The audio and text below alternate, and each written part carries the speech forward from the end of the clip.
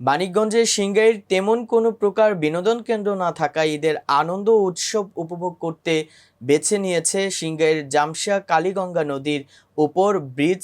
সোমবার ৯ জুন ঈদের তৃতীয় দিন দুপুর থেকে সন্ধ্যা পর্যন্ত সেতুর পাড়ে ছিল দর্শনার্থীদের উপচে পড়া ভিড়।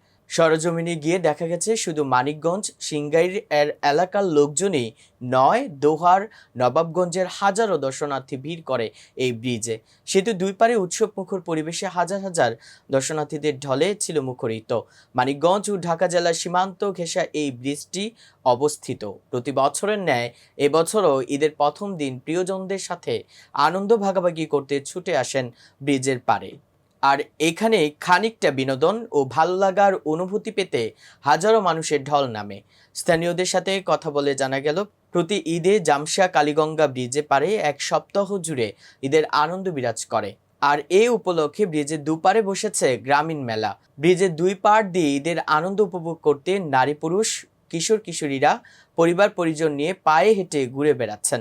আবার কেউ কেউ ভ্যান, রিক্সা, অটো, মোটরসাইকেল, বাইসাইকেল বিভিন্ন যানবাহনে ব্রিজের মাঝখানে দাঁড়িয়ে প্রেমিক প্রেমিকা, বন্ধু বান্ধব ও পরিবার পরিজনদের সঙ্গে ছবি ও সেলফি তুলতে ব্যস্ত সময় পার করছেন। আবার অনেকেই ডিঙ্গি নৌকায় চড়ে ঈদের আনন্দ ভাগাভাগি করছেন। ব্রিজের দুই পারে 10 থেকে 15টি ফুচকা, চানাচুর, আইসক্রিমের দোকানের পাশাপাশি চুড়ি, ফিতা ও বেলুন সহ বিভিন্ন রকমারির দোকান বসেছে। সবগুলো দোকানেই ছিল ক্রেতাদের উপচে পড়া ভিড়। বিশেষ করে সন্ধ্যার গোধূলি বেলায় সূর্যাস্ত যাওয়ার দৃশ্যটা মুগ্ধ করে তুলবে দূর দূরান্তের দর্শনার্থী সহ এলাকাবাসীর। এ যেন প্রকৃতির এক সৌন্দর্য অনুভবের জায়গা।